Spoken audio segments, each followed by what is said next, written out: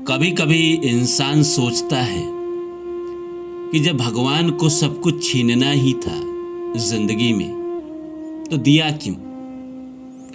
और देने की बात तो दूर की है, इस संसार में भेजा क्यों जब दुखी देना था, कष्टें देना था, इंसान को परेशानी करना था। पहले इंसान को सब कुछ दे देते हैं, उसकी शादी करा देते हैं, उसको किसी से प्यार करा देते हैं, उसको कोई बड़ा सपना दिखा देते हैं और फिर धीरे धीरे करके एक एक चीज उसका तोड़ते चले जाते हैं, उससे छीनते चले जाते हैं। शरीर देते हैं तो शरीर भी छीनने लगते हैं। शरीर में कोई बीमारी आ जाती है और इंसान उसके लिए परेशान रहता है। वो बीमारी का इलाज कराते कराते थक जाता है, लेकिन बीमारी ठीक नहीं होती है। अंत में थक हार कर वो छोड़ देता है और सोचता है कि जो प्रभु तुम्हारी इच्छा होगी तुम करना, अब मैं हार चुका हूं, मैं जीवन से परेशान हो चुका हूं, तंग आ गया हूं जीवन में, इंतजार करते करते कि अब समय अच्छा आएगा, अब समय अच्छा आएगा। 2 साल इंतजार किया, 5 साल किया, 10 साल किया, लेकिन जीवन में कभी अच्छा समय नहीं आया। तो इंसान एक समय के बाद तो थक ही जाएगा ना, फिर वो छोड़ देगा ना। वो यही सोचेगा कि सब कुछ अगर पहले से लिखा हुआ है हमारी जिंदगी में, ये दुख भोगना लिखा हुआ है, तो मेरे छटपटाने न छटपटाने से किसी को क्या ही फर्क पड़ता है। मैं छटपटा भी लूं, मैं रो भी लूं, तो भी तो भगवान मेरी पुकार नहीं सुनेंगे। इसीलिए सब कुछ अब कहीं ना कहीं छोड़ देता हूं, जो होगा सो देखा जाएगा। तो नमस्कार दोस्तों, मेरा नाम है रानू बाबू और जैसा कि आप सभी लोग जानते हैं कि मैं आपके लिए कहानी, कविता और मोटिवेशनल वीडियो लेकर आता हूं। इसी श्रृंखला में लेकर आया हूं कि भगवान इतना उदासीन जीवन क्यों दे देते हैं, सब कुछ देने के बाद उसका छीन क्यों लेते हैं सब कुछ। आइए इस सब्जेक्ट पे बात करते हैं। शुरू करूं इससे पहले आप सभी से रिक्वेस्ट है कि please like my video and subscribe my channel. दोस्तों, हर इंसान के जीवन में भगवान कुछ ना कुछ छीन ही लेते हैं। उन लोगों का लॉस तो बहुत बड़ा लॉस होता है जिनके किसी अपने को छीन लेते हैं। जैसे इस संसार में बहुत सारे लोग ऐसे हैं जिनकी शादी अभी अभी हुई और उनका पार्टनर इस संसार को छोड़ के चला गया। किसी का छोटा बच्चा इस संसार को छोड़ के चला गया। किसी के माता पिता इस संसार को छोड़ के चले गए। संपत्ति छीन लेना, संपत्ति का क्या है, आज है आपके पास कल नहीं है। तकलीफ तो इंसान को जब भगवान कहीं ना कहीं मन को चोट देते हैं, अपनों को छीनते हैं, प्रेम छीनते हैं, सपना छीनते हैं, तब ज्यादा दुख होता है। लेकिन किसी किसी का जीवन इतना उदासीन कर देते हैं, इतना वीराना कर देते हैं, इतना उसे अकेला कर देते हैं कि उसको लगने लगता है कि मैं जिंदा रहूं या ना रहूं, क्या ही फर्क पड़ता है। इतना बेकार जिंदगी भगवान किसको देते हैं।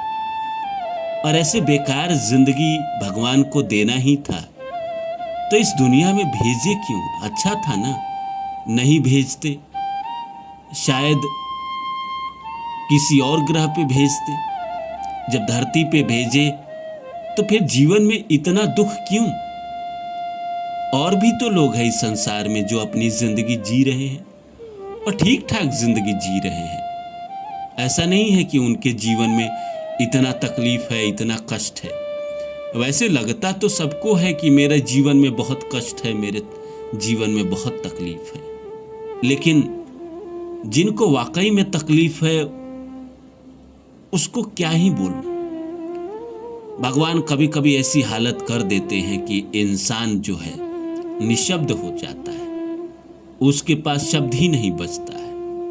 वो चुपचाप मौन होकर अपनी जिंदगी बिता रहा होता है, यही उम्मीद में बिता रहा होता है कि शायद किसी दिन मेरा समय बदले, शायद मेरे किसी अच्छे कर्म का फल किसी जन्म का लौट कर आए, और मेरे जीवन में फिर से अच्छा होना शुरू हो। क्योंकि सदियां तो बीत गई उसके जिंदगी में और अच्छा नहीं हुआ। किसी किसी के जीवन में ऐसा होता है कि बस चमत्कार ही होता है, वो मिट्टी छूता है सोना बन जाता है। वो जो करता है उसी में उसको सफलता मिलता है। और किसी किसी का ऐसा हालत कर देते हैं कि वो जो छू दे वही तबाह हो जाता है, वही बर्बाद हो जाता है। वो जो काम शुरू कर दे वो बर्बाद होना निश्चित है, अंत में जाकर दुखी देना है।